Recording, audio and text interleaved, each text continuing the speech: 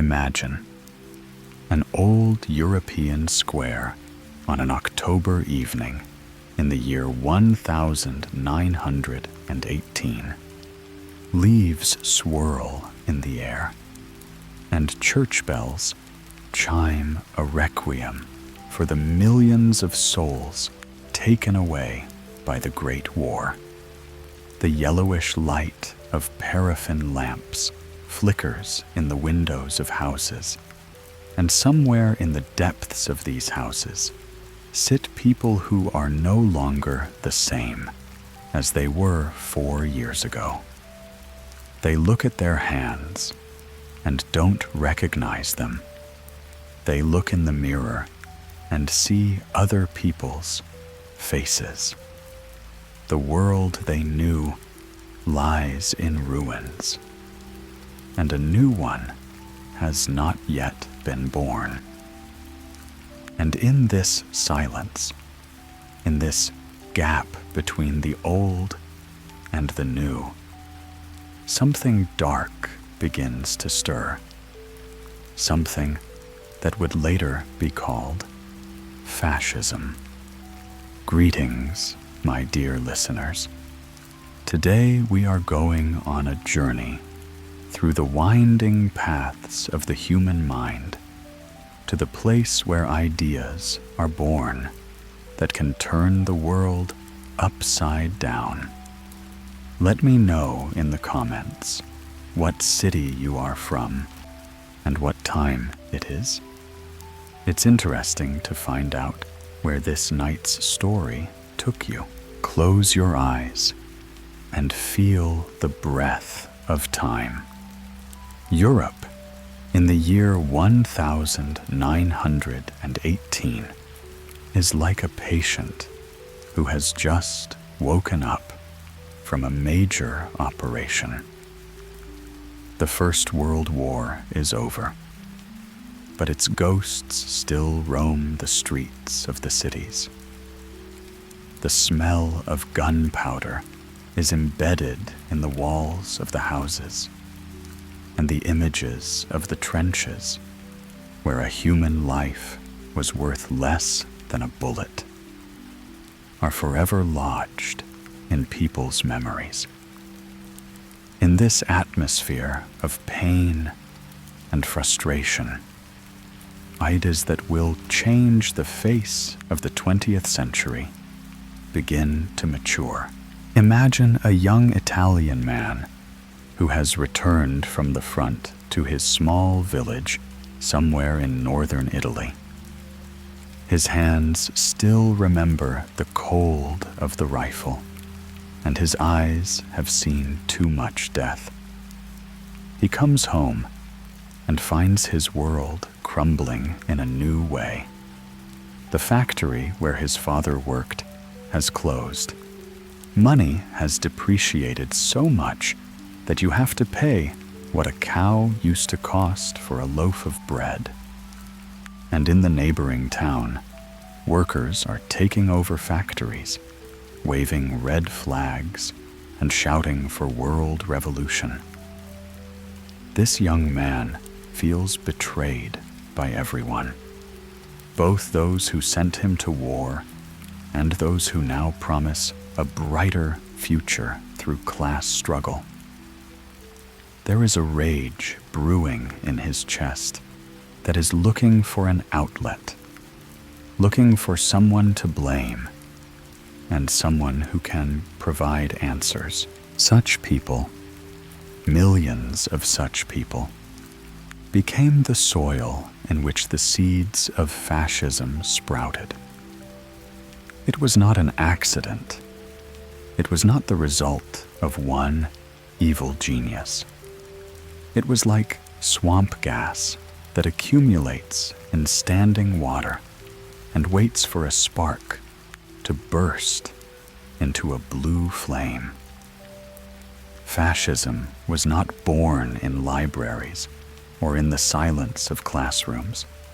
It was born on the streets, in the hearts of people who had lost faith in the old world, but had not yet found a place in the new. It was an ideology for those who stood between classes, not rich enough to feel secure and not poor enough to accept the revolutionary calls of the communists. Petty traders, bureaucrats, students, war veterans, they all lived in a state of constant anxiety, feeling the familiar ground crumbling beneath their feet. And in this state of collective confusion, a man appears to tell them what they want to hear. "It's not your fault," he whispers in their ears. "It's the fault of others, the fault of those who betrayed you, who humiliated your nation, who robbed you of your pride. And we can fix it. We can bring back greatness. We can be strong again." Benito Mussolini, the former socialist who became the creator of fascism, understood this psychology better than anyone else. In March 1919, when he gathered his supporters in Milan and proclaimed the creation of the Italian Fighting Fascists, he was not just founding a political party. He was giving a name to a feeling that already lived in the hearts of thousands of people. Fascio is an ancient Roman symbol of power, a bundle of rods with an axe, signifying strength through unity.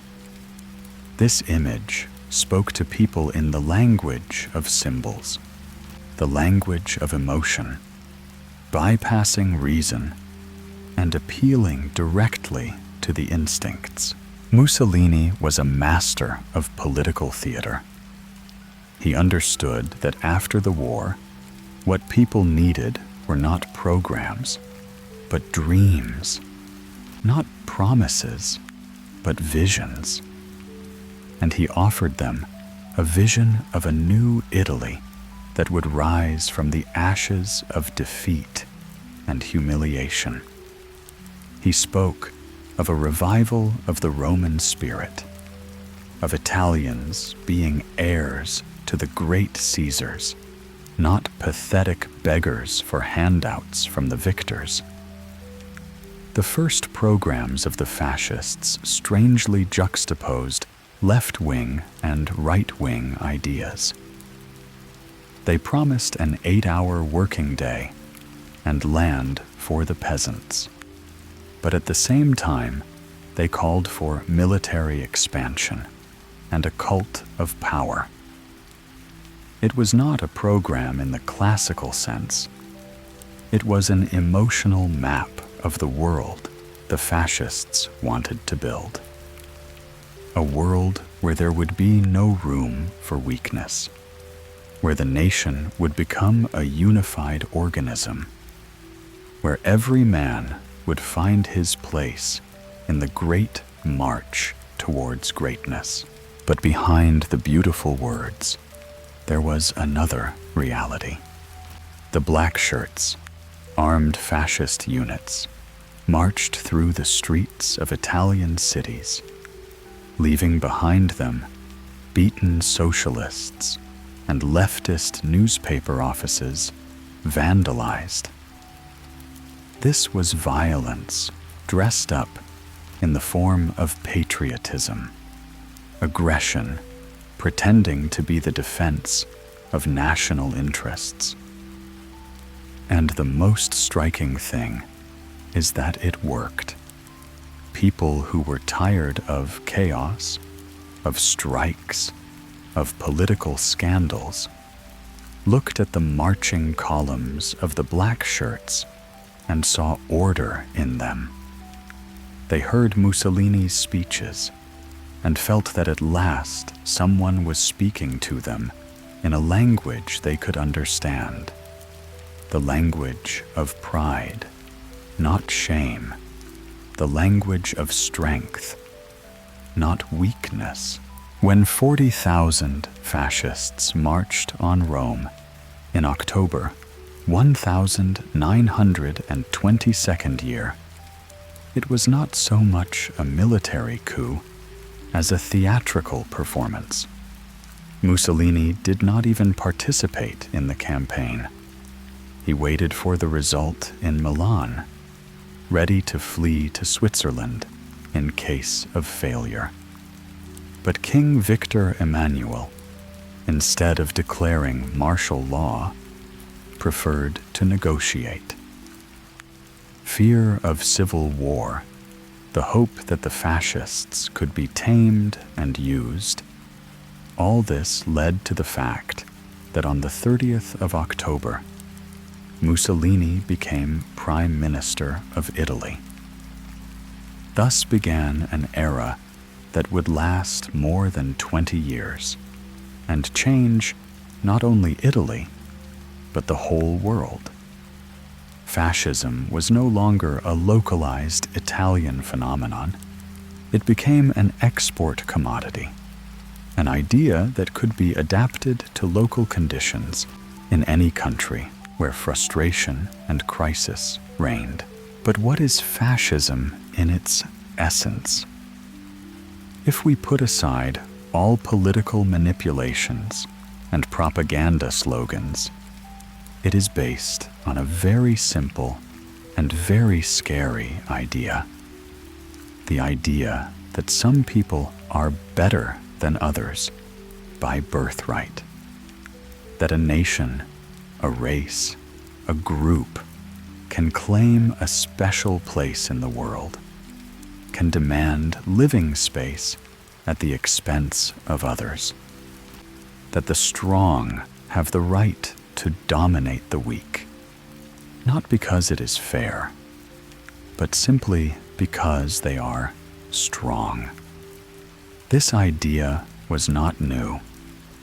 It had permeated all of human history, hiding behind noble words about civilizational mission, about God's chosenness, about the natural order of things. But fascism made it central, systematic, scientifically based. It took the writings of Friedrich Nietzsche and his ideas about the Superman and distorted them beyond recognition. It took Darwin's evolutionary theory and applied it to human society, declaring social struggle to be a natural law of nature.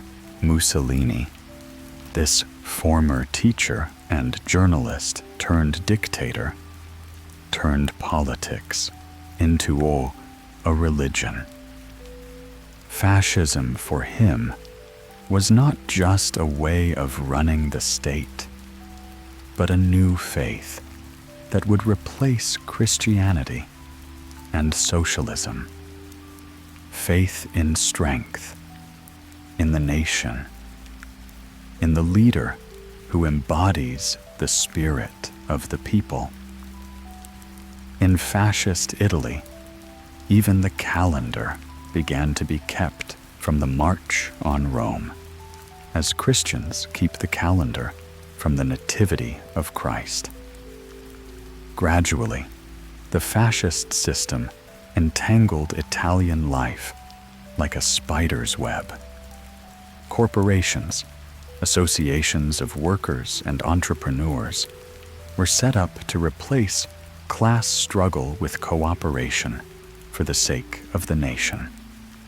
In reality, this meant that the state gained control of all economic life, could set prices, wages, working conditions. Workers could no longer strike. Entrepreneurs could no longer compete freely. Everything had to serve one purpose: the power of the state. But fascism was not limited to politics and economics. It sought to penetrate into the souls of people, to change their very thinking. After-work organizations were set up to fill the leisure time of Italians with the right thoughts and entertainment. Fascist Saturdays, where young people learnt to march and shoot.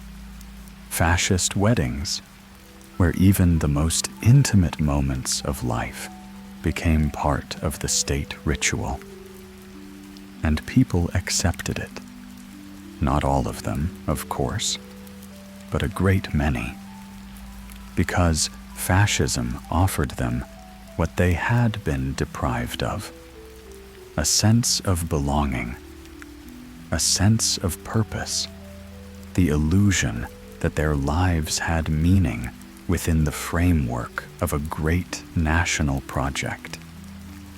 Instead of class struggle, national unity. Instead of doubt and debate, a firm belief in the rightness of the leader. Instead of a complex, contradictory world, a simple picture where everything is divided into black and white, into their own and strangers, into friends and enemies, and beyond the Alps, in Germany. A young Austrian artist named Adolf Hitler was closely watching the Italian experiment. He saw how Mussolini's methods worked, but realized that the German soil required different seeds. Germany was not just a defeated country. It was humiliated, trampled, stripped of everything that constituted its national pride. The Treaty of Versailles had imposed such restrictions on her that any German reading its articles would feel a burning shame. Imagine Munich in the early 20s. The beer halls are full of ex-soldiers who can't find work. There are rallies in the streets where speakers promise a golden mountain. But tomorrow, everything could turn upside down. Money is depreciating so fast that people receive their salaries twice a day and immediately run to spend them before they turn into beautiful but useless pieces of paper. In this chaos, the legend of the stab in the back is born. That the German army was not defeated on the battlefield, but was betrayed by the November criminals, the politicians who signed the armistice. And it is in this atmosphere of betrayal and humiliation that Hitler finds his voice. He was not a great orator by nature. Rather, on the contrary, this short man with a ridiculous hairdo had long remained on the margins of Munich political life. But he had something that others did not: the ability to feel the pain of the crowd and to turn that pain into rage, and rage into political power. When Hitler tried to seize power in Bavaria in 1923, the famous beer putsch, he failed completely. The police dispersed his supporters, several people were killed, Hitler himself was arrested. But even in prison, he realized an important thing. You can't take power by force. You have to win the hearts of the people. You have to offer them something they are willing to accept voluntarily. And Hitler began to build his own version of fascist ideology. If Mussolini relied on the ideas of the greatness of Rome and the Mediterranean Empire, Hitler dug deeper. He turned to the darkest corners of European consciousness, to the racial theories that had been agitating the minds of pseudoscientists for half a century. Racism was not Hitler's invention. Ideas of white supremacy, of the inequality of the human races, of the fact that some peoples are meant to dominate others, were in the air in the 19th century. Count Arthur de Gobineau wrote a treatise on the inequality of the human races as early as the 18th century. Houston Stuart Chamberlain created an entire philosophy of Germanic superiority. And Hitler simply put all these ideas together and offered the Germans the most seductive of all possible roles, the role of the chosen people to save the world from chaos and degeneration.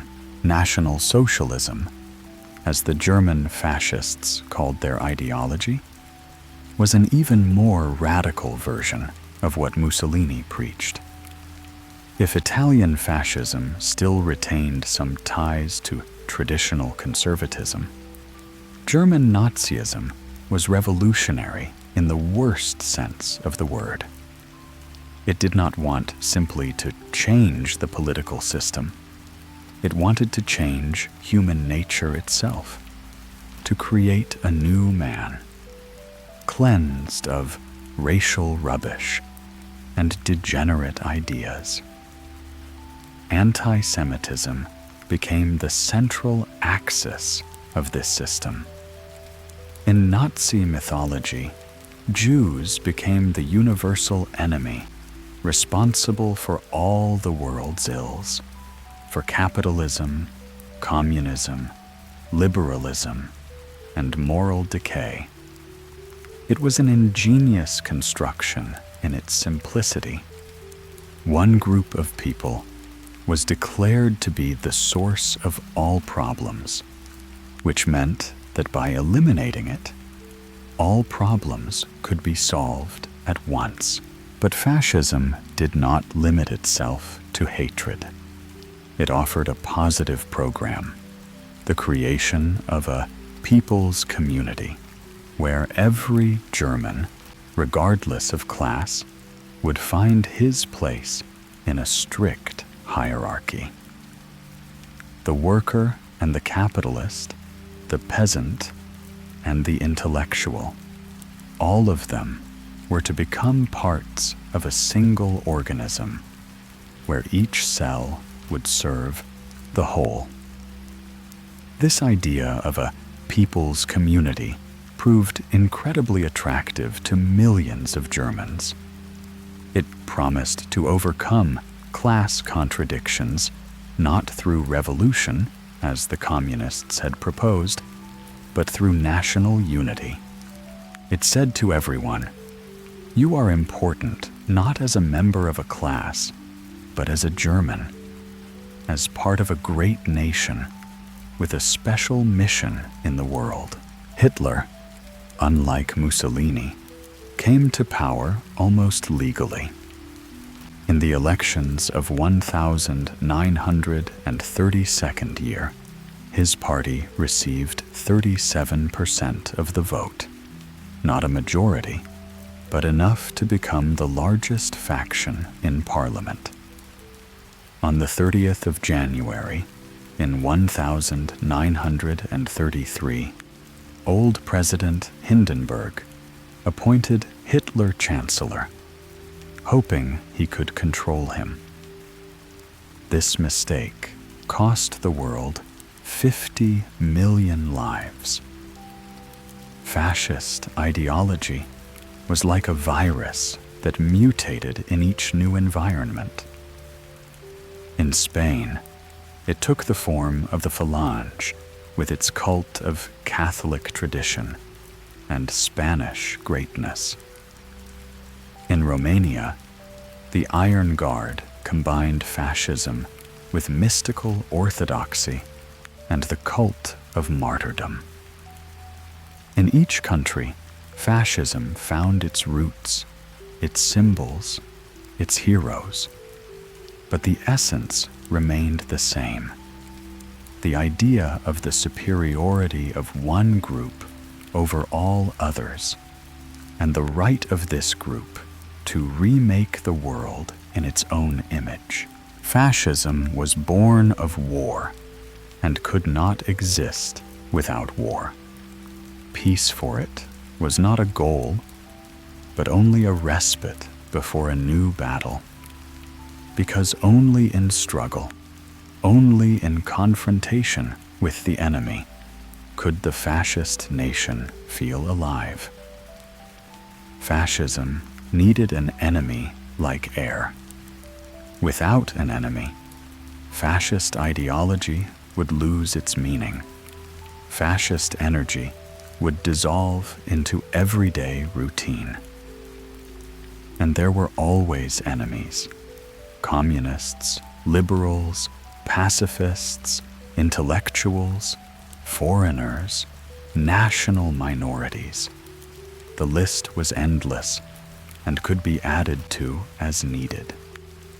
The main thing was to maintain the feeling of a besieged fortress in society, the feeling that enemies were everywhere and only unity around the leader could save the nation from ruin. Imagine a winter morning on the 30th of January in Berlin in the year 1933.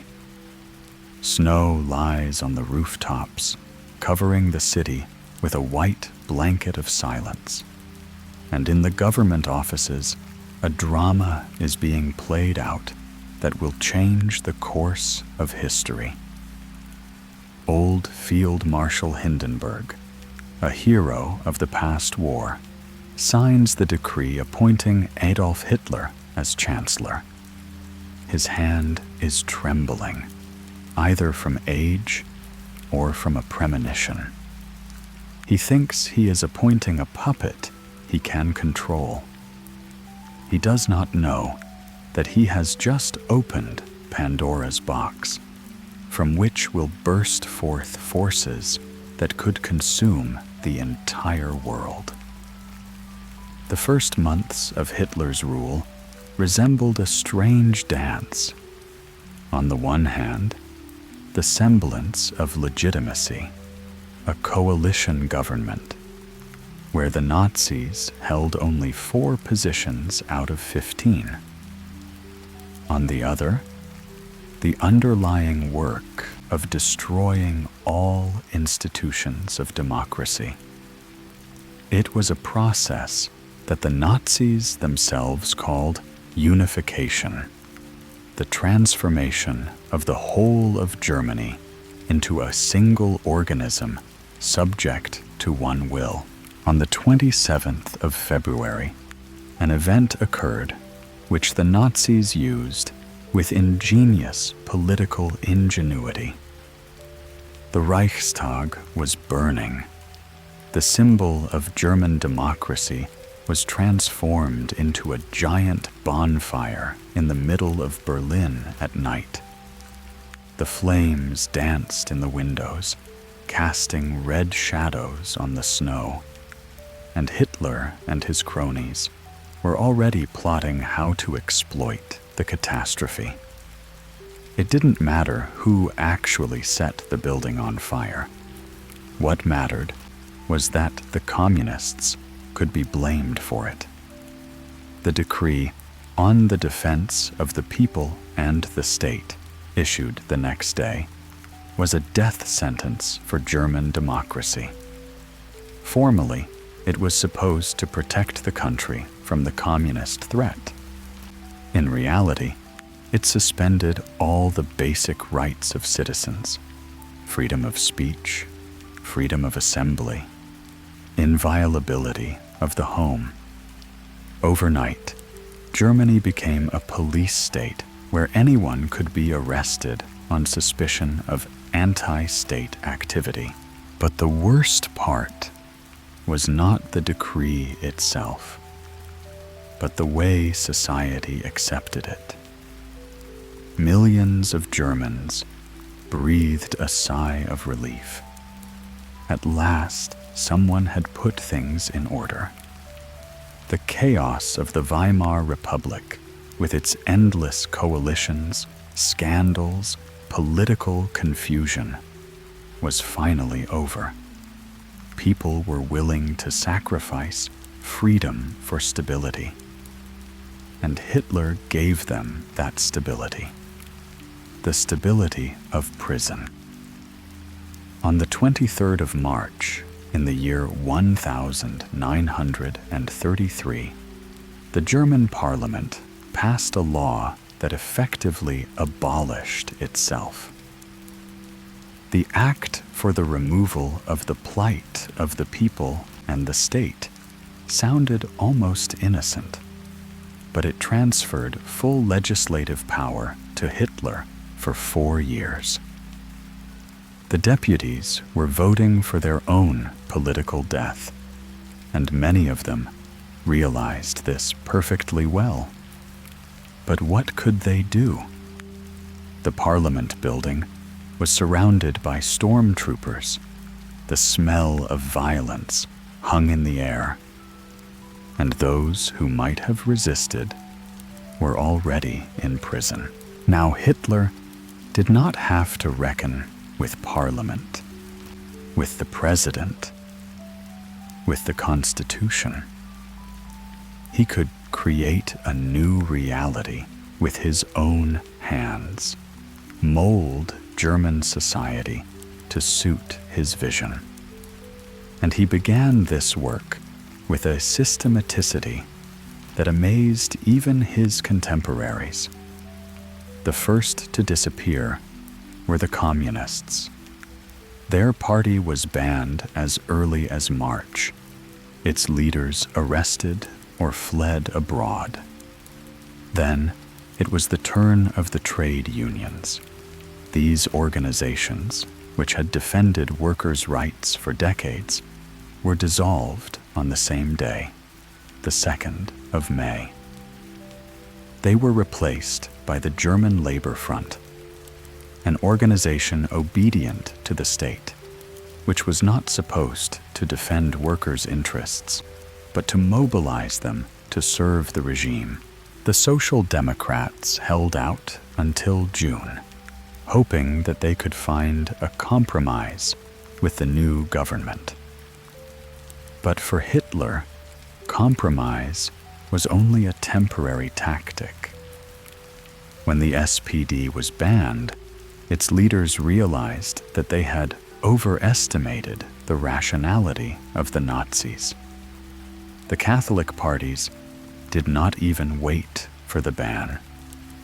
They dissolved themselves after the Vatican signed a concordat with Hitler, effectively recognizing the legitimacy of the Nazi regime in exchange for guarantees for the Church.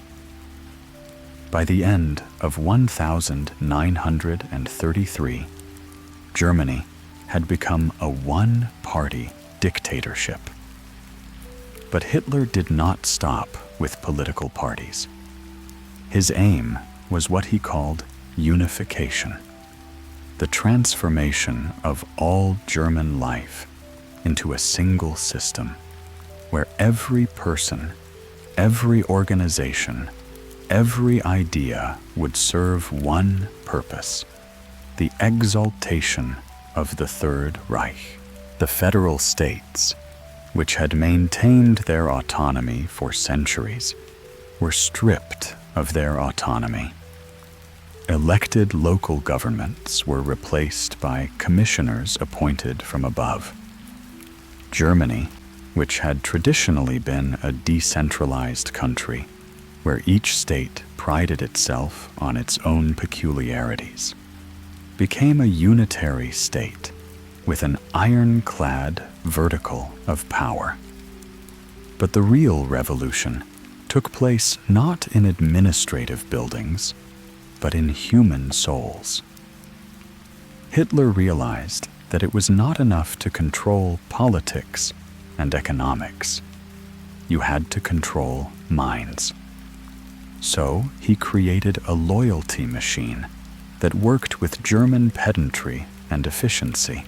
In March of 1933, the Imperial Ministry of Public Education and Propaganda was established, headed by Joseph Goebbels, a man who understood the power of words better than most of his contemporaries.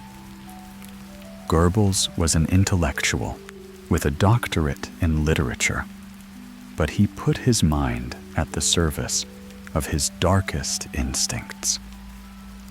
He knew that a lie repeated 1,000 times becomes truth in the minds of the masses. The Imperial Chamber of Culture, established in September of the same year, became a web that entangled the entire spiritual life of the nation.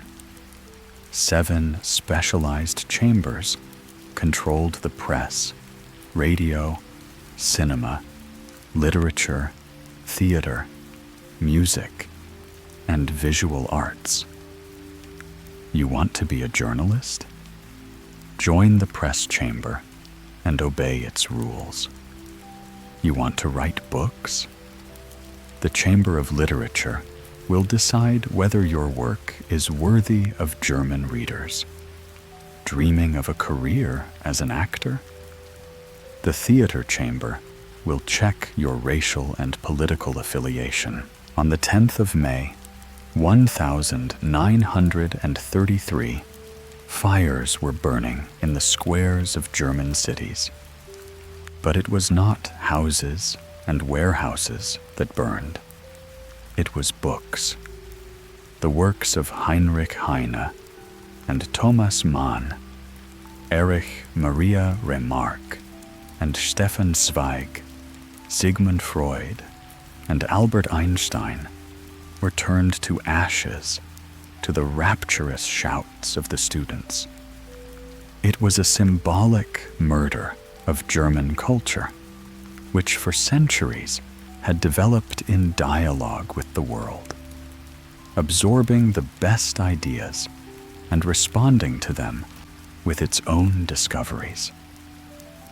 In place of the burnt books, Germans were offered a new literature, works celebrating blood and soil, racial purity, and the exploits of Germanic heroes. Art was to become simple and understandable to every Aryan. It was to carry a clear message about the superiority of the German race and its historical mission. Modernism, expressionism, abstraction, all this was declared degenerate art, the product of a diseased Jewish consciousness. Thousands of paintings were withdrawn from museums. Works by Picasso and Kandinsky, Klee and Beckmann were either sold abroad or destroyed. In their place, museums were filled with monumental canvases depicting ideal Aryan toilers, muscular warriors, fertile mothers. Art became an illustration of the political program, but the most terrible changes were taking place in what the Nazis called racial hygiene. As early as July 1933, the law on the prevention of progeny with hereditary diseases was passed. Behind these bureaucratic words was a program of forced sterilization of people whom the regime considered inferior: the mentally retarded, the mentally ill, epileptics, alcoholics, doctors, the very people who took an oath to do no harm, became the executors of a racial program. They selected patients for sterilization, assessed their genetic value, decided who was worthy of procreation and who was not. Medicine, a science designed to serve man, began to serve the idea of creating a pure race. And in the year 1936, the organization Lebensborn, the source of life, was established. Its task was to breed a new man, to select children from racially complete parents. This was not just a social experiment. It was an attempt to apply to humans the same principles used in animal husbandry. Man was being turned into material for race building. Meanwhile, the Nazi state's punitive machine was gaining momentum. The stormtroopers, the SA, that had brought Hitler to power quickly became a liability. Their leader, Ernst Röhm, dreamed of a second revolution that would sweep away not only political opponents, but also traditional elites, generals, industrialists, officials. But Hitler did not need such a revolution. He needed their support. On the 30th of June, in the year 1934, on the night called the Night of the Long Knives, the SS, on Hitler's orders, massacred their former comrades in arms. Röhm and dozens of other SA leaders were killed without trial. This was a message to anyone who might question the Führer's absolute authority. Anyone, even the closest associate, could be sacrificed if they became an obstacle. The SS under Heinrich Himmler became the mainstay of the regime. They were not just guards. They were a new kind of order, whose members were selected according to strict racial and physical criteria. Himmler dreamed of creating a new aristocracy of blood and soil, an elite that would rule the conquered world. The SS were to become not only soldiers, but also colonizers, farmers, and administrators of the new empire. In the year 1934, the security service, the SD, was created. The brain of the repressive apparatus, which collected information about the mood of society, identified potential enemies, and planned operations to neutralize them. And the Gestapo, the secret state police, became the hands of this system. Its agents were everywhere, in schools and universities, in factories and offices, even in families. Germans quickly learnt to look over their shoulders before speaking their minds. By the year 1935, Himmler had taken over the entire police system of the Reich. Now he had in his hands not only the political police, but also the ordinary criminal service, the fire brigades, and the traffic police. The entire system of law and order became an instrument of political control. Not only thieves and murderers were now considered criminals, but also those who thought wrong, who doubted the greatness of the nation, who did not show enough enthusiasm. the concentration camps began to grow like mushrooms after rain. The first camp in Dachau was opened as early as March 1933. At first, political opponents, communists, social democrats, trade unionists, were sent there.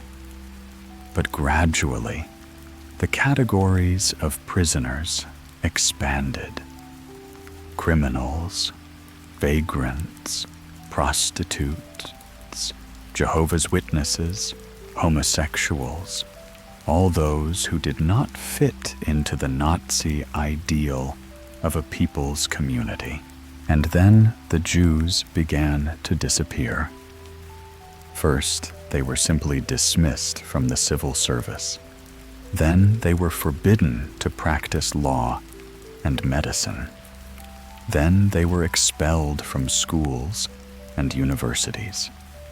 Every decree, every restriction was presented as a temporary measure, as a necessity for the defense of the German people.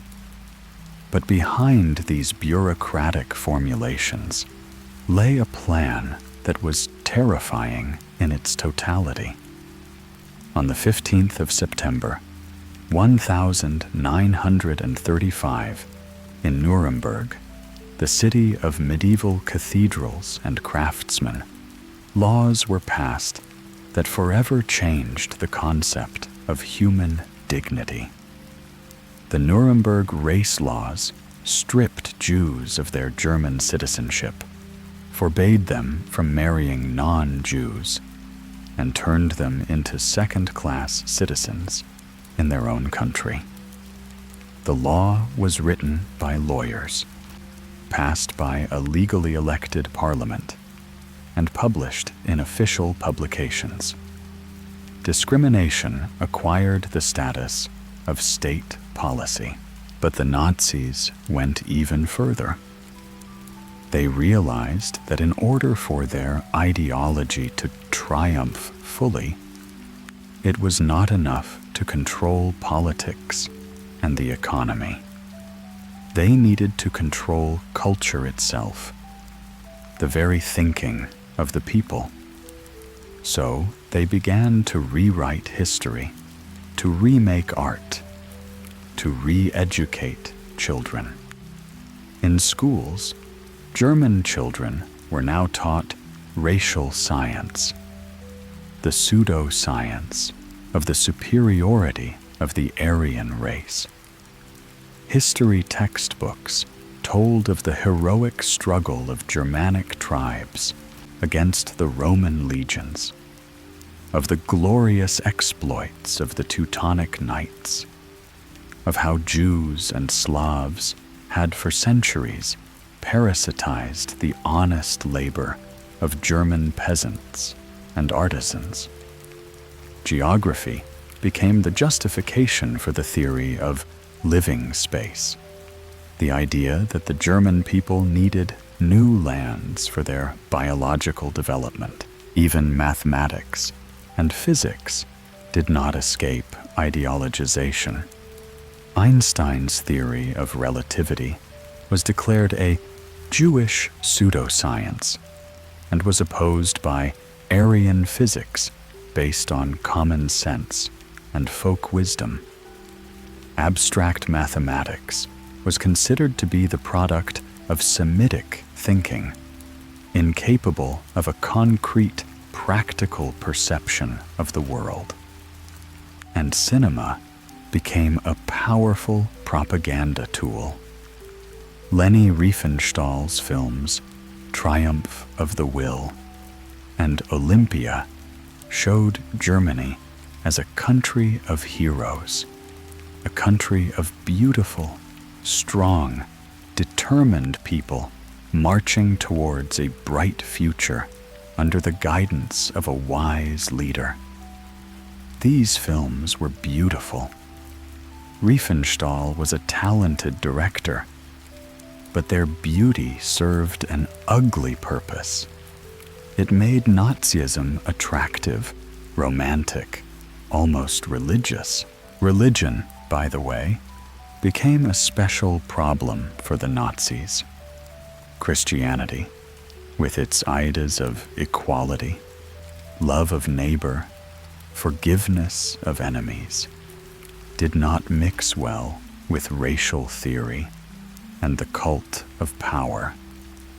Hitler personally despised Christianity, calling it a Jewish fiction, the religion of slaves. But he realized that he could not openly oppose the church. Too many Germans remained believers. Therefore, the path of gradual undermining was chosen. By signing a concordat with the Vatican, the Nazis forced the Catholic Church to renounce political activity. They tried to turn the Protestant Church into a German national church, purged of Jewish influence.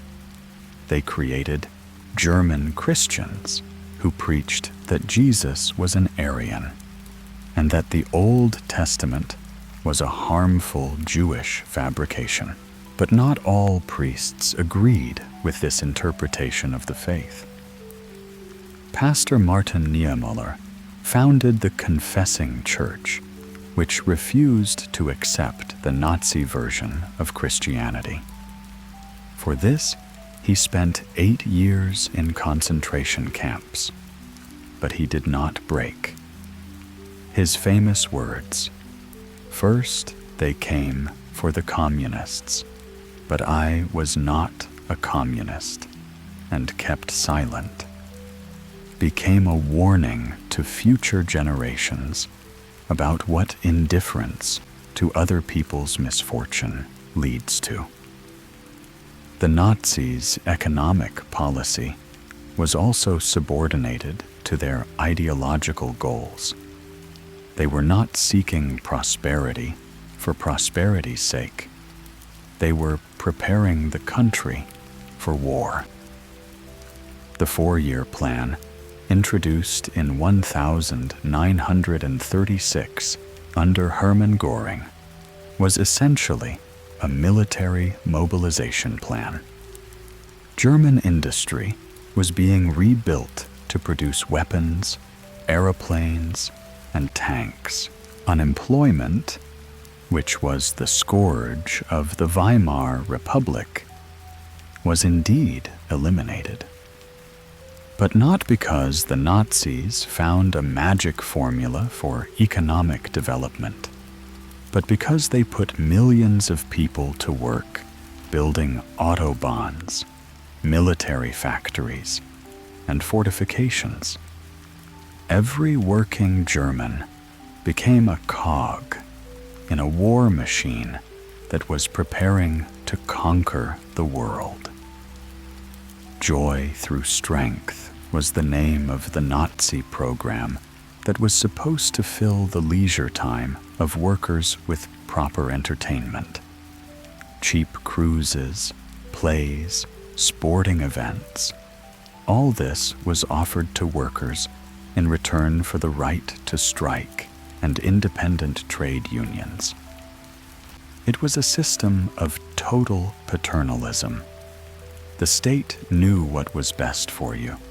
The state would provide you with everything you needed, but in return, you had to give it your soul. The Nazis turned May Day, which had traditionally been a day of international solidarity of workers, into National Labor Day. Red flags were replaced by swastikas, international songs by hymns to Vaterland. This was a symbolic seizure of even the most sacred symbols for the working class and their recoding in the spirit of National Socialism. And young people were brought up from infancy in the spirit of the new ideology. The Hitler Youth became a school for future soldiers and mothers. Boys learnt to march and shoot, girls to prepare and give birth to children for the Führer. By the age of 10, a child already knew that the world was divided into superior and inferior, that the Germans were called to dominate and other peoples were called to serve or disappear. But the most striking thing was how quickly this system began to seem normal. Within a year or two after the Nazis came to power, millions of Germans could not imagine how they had lived before. The chaos of the Weimar Republic seemed like a bad dream, while the new order seemed like the natural state of society. People were adapting, finding their place in the new system, learning to live by its rules.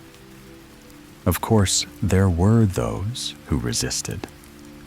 Underground groups of communists and social democrats, individual priests and intellectuals, even some conservatives who realized where the Nazi experiment was leading. But they were a minority. The majority of Germans either supported the regime or tacitly accepted it. Why did this happen? How could an entire nation that had given the world Goethe and Beethoven, Kant and Hegel support an ideology that turned man into racial material?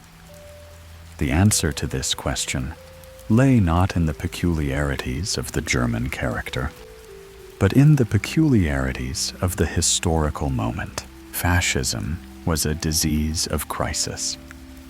It arose when and where old value systems were collapsing and new ones had not yet been formed.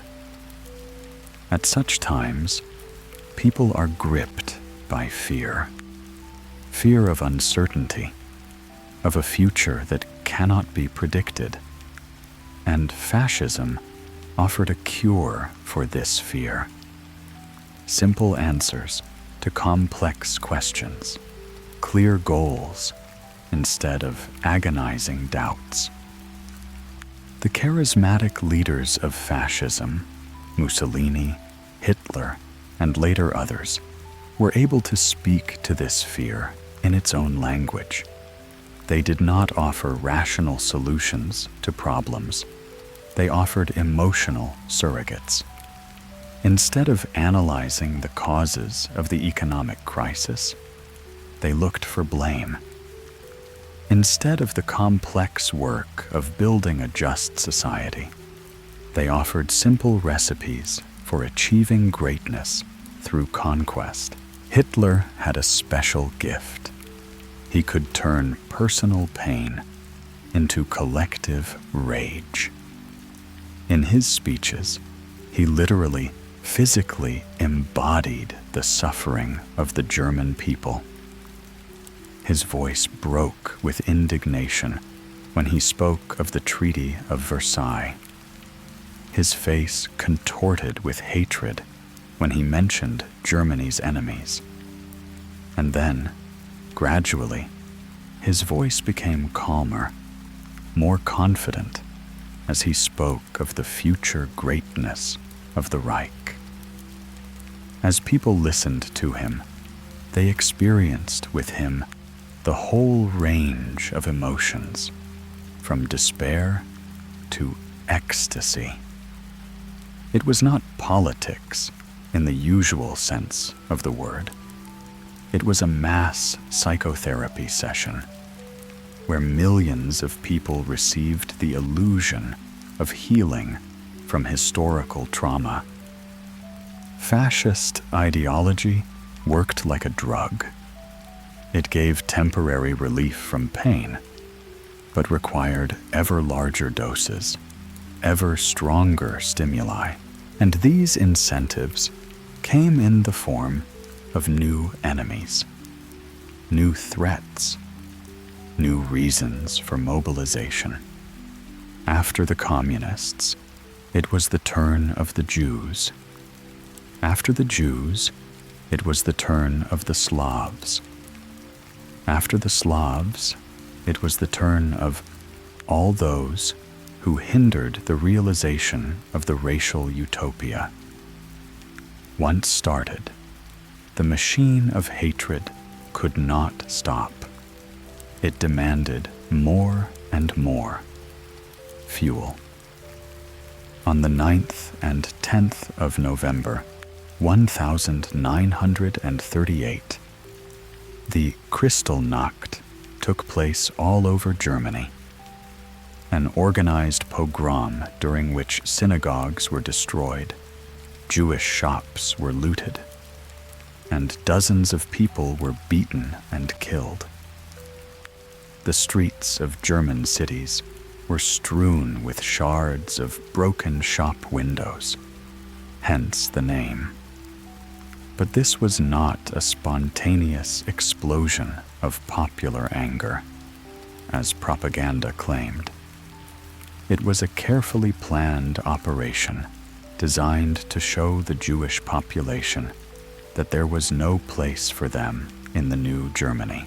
What is striking about this story is how little resistance these measures are to. Most Germans simply turned away, pretended that nothing was happening.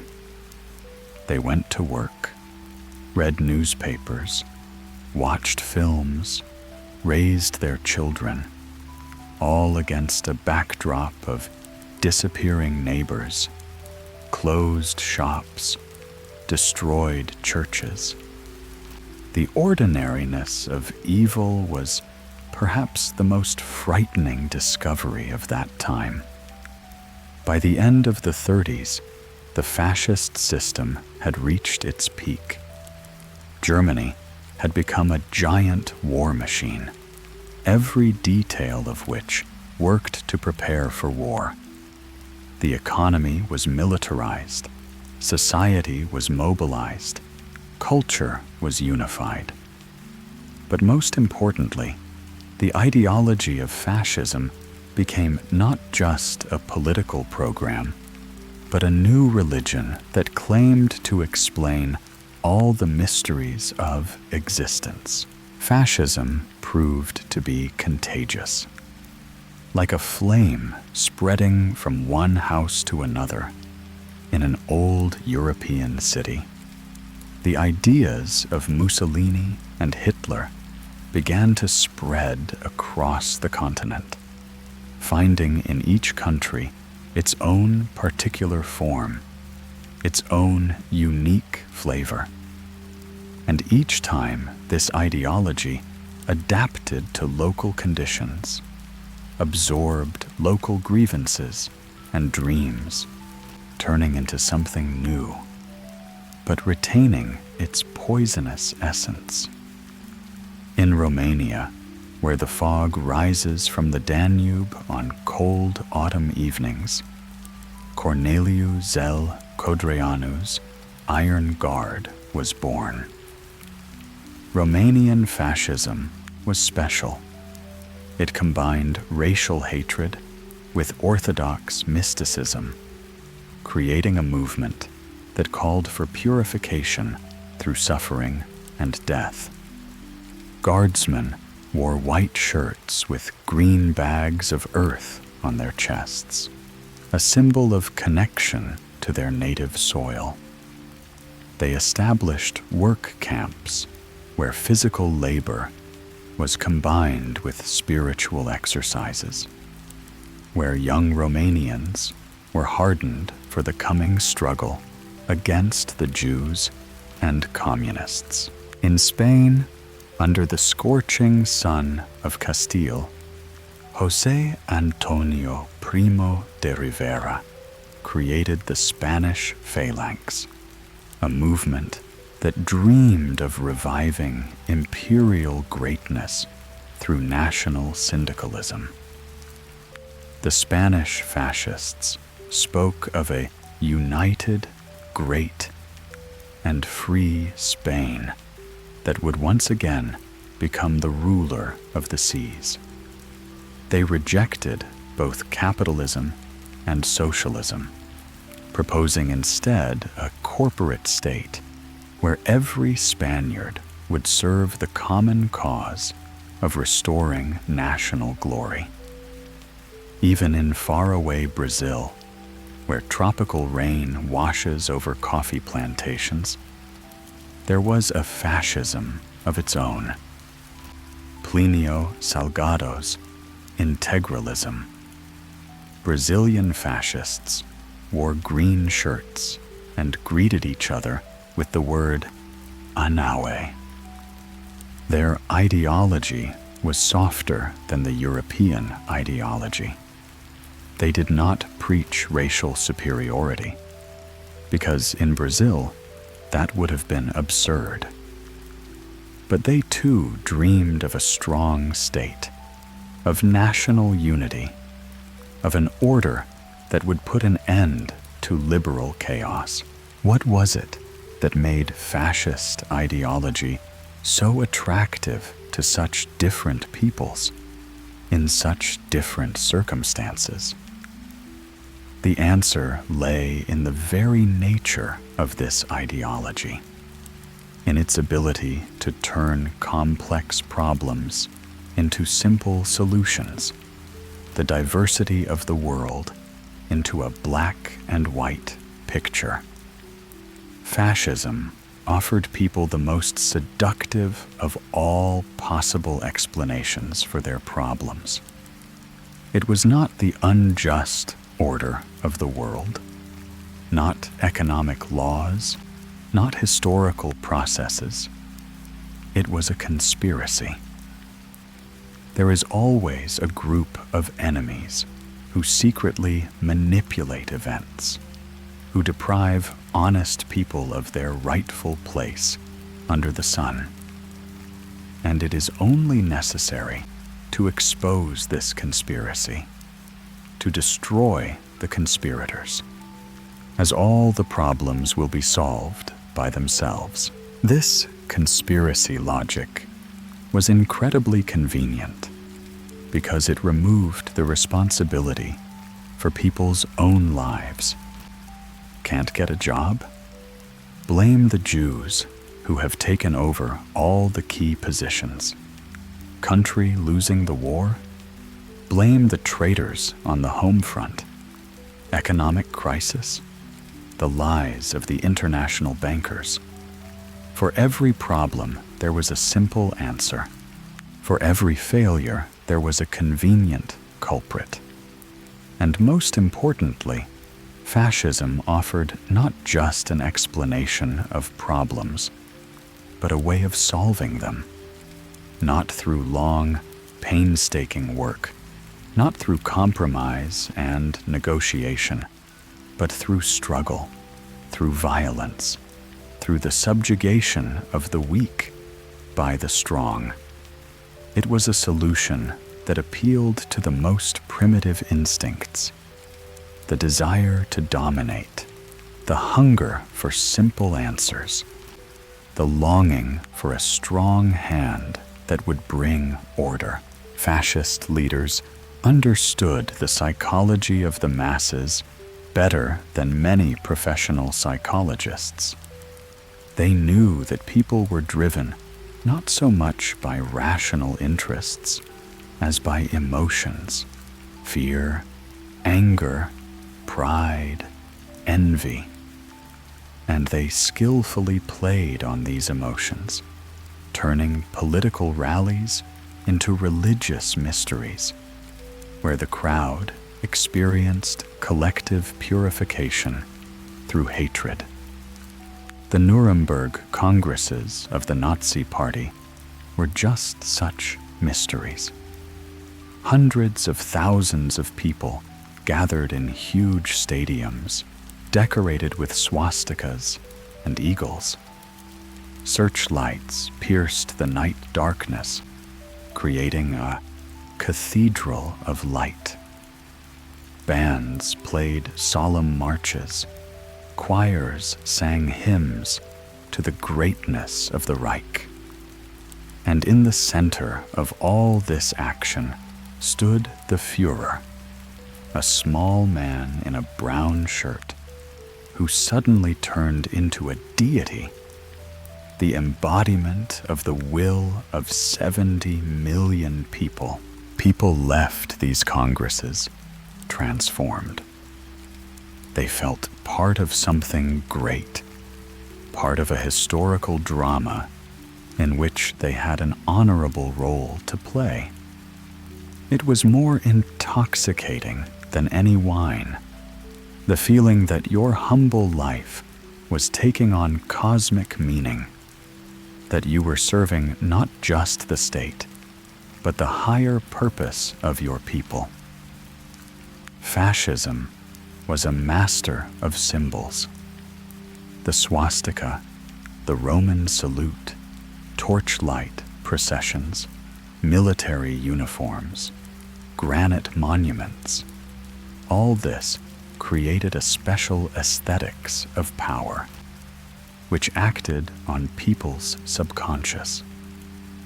Fascist architects built buildings that overwhelmed people with their size. Fascist directors made films where the individual personality dissolved into the marching masses. Fascist artists painted pictures where heroes looked like ancient gods, and enemies looked like caricatures from anti-Semitic leaflets. And then came the moment when the fascist ideology showed its true face. Everything that for years had been concealed behind the beautiful words about national revival, about racial hygiene, about the creation of a new man, suddenly turned out to have a terrible underside. Concentration camps, which at first were intended for political prisoners, turned into factories of death. Auschwitz, Majdanek, Treblinka, these names will forever remain symbols of what human hatred, elevated to the rank of state policy, can lead to. Imagine a train traveling in the silence of night across the European plain. In the carriages are people who yesterday were doctors and teachers, merchants and musicians. They do not know where they are being taken. They believe they are being relocated to a new place where they can start a new life. But the train is taking them to the final station of fascist ideology, to a system of extermination that has been organized with German punctuality and efficiency. The Holocaust was the terrible culmination of the path that fascism had followed from the beginning. 6 million Jews, and with them gypsies, Poles, Soviet prisoners of war, the mentally ill, Jehovah's Witnesses. They were all victims of an ideology that divided humanity into those worthy of life and those to be exterminated. This was not an accident. It was not the result of military necessity. It was the logical conclusion of a racial theory carried to its absurd conclusion. What's particularly striking about this story is how ordinary people became complicit in the crime. Railwaymen who drove the death trains, doctors who performed selections on the ramp, accountants who handled the estates of the murdered, engineers who designed the gas chambers. All of them were not sadists or maniacs. They were normal people who did their jobs, got paid, went home to their families. The evil turned out to be banal, mundane, bureaucratic. The fascist machine worked with frightening efficiency precisely because it turned murder into an administrative procedure. No one felt personally responsible. Everyone was just a geek in a huge machine, each doing only a small part of the overall job. One registered the arrivals, another sorted their possessions, a third turned on the gas, a fourth burned the bodies. No one killed. Everyone just did their job. But the war that fascism unleashed was also its grave. An ideology built on the cult of power collided with a more powerful force, the united power of the peoples who were unwilling to accept the fascist new order. Stalingrad and Kursk, the Normandy landings, and the offensive on Berlin. Each of these battles was not only a military battle, but also a clash of worldviews, a struggle for the right to determine the future of humanity. When Germany surrendered on the 8th of May in 1945, it seemed that fascism was dead forever. The Nuremberg war criminals trial was to put a final end to this history, to show the whole world that the ideas of racial superiority and the total state were forever in the past. But history turned out to be more complicated. Fascism as a specific historical regime has indeed disappeared, but the ideas on which it was based proved to be enduring. In different countries, in different periods, they were revived in new forms, adapting to the changed conditions. Scholars are still arguing about what fascism is and whether we can meet it again. Some see it as a unique product of the interwar crisis that cannot be repeated in a changed world. Others find fascist traits in modern authoritarian regimes, in populist movements, in ideologies that once again divide the world into our own and others. Soviet historians saw fascism as the last stage of capitalism, as a tool of big capital against the working class.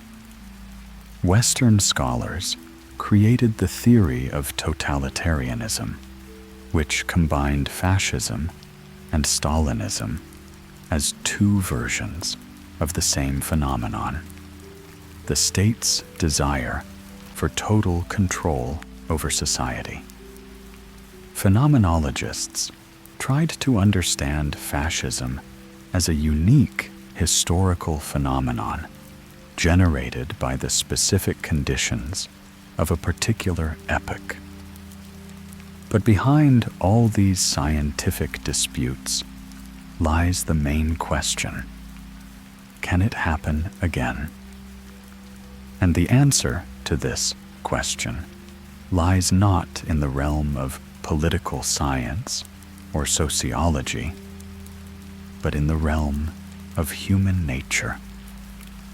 Because fascism is not an external force that takes over society. It is something that slumbers in each of us: the capacity for hatred, the desire for simple answers to complex questions, the willingness to sacrifice freedom for security.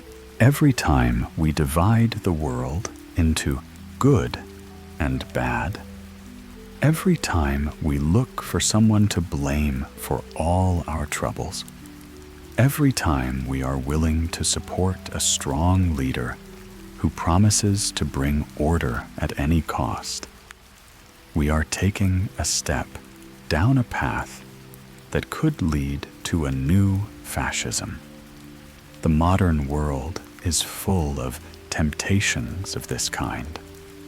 Economic crises, migration flows, cultural conflicts, technological changes, all these create the same atmosphere of uncertainty and fear in which fascism was once born.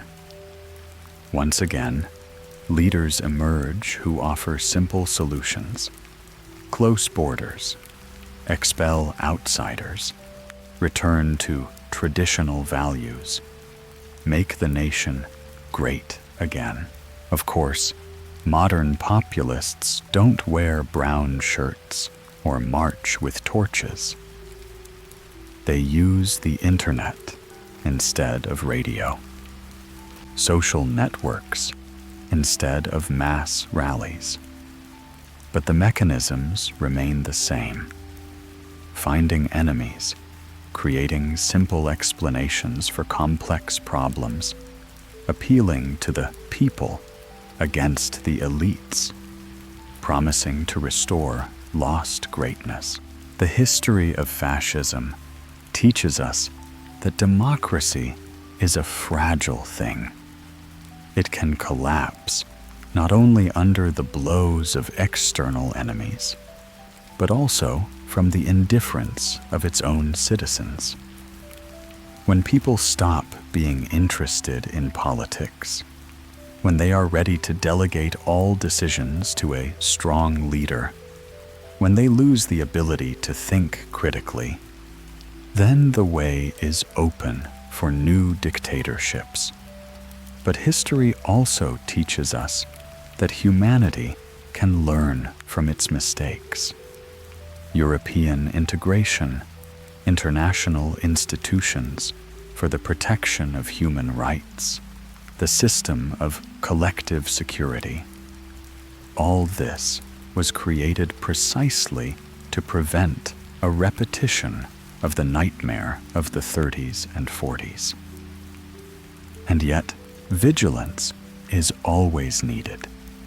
Because fascism is not a museum piece, it is a living threat that can be revived at any time, in any place where there is crisis, fear, and people's willingness to believe in simple solutions to complex problems. As you to sleep tonight, think about this. Think about how important it is to maintain the capacity for doubt, for critical thinking, for compassion.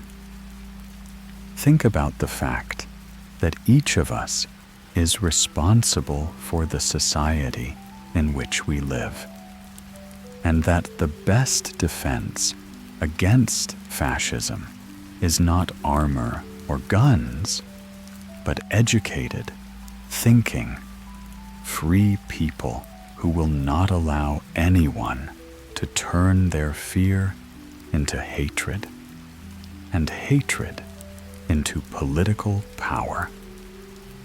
Good night, dear listeners. See you in the next lecture, where we will once again travel through the labyrinths of human history.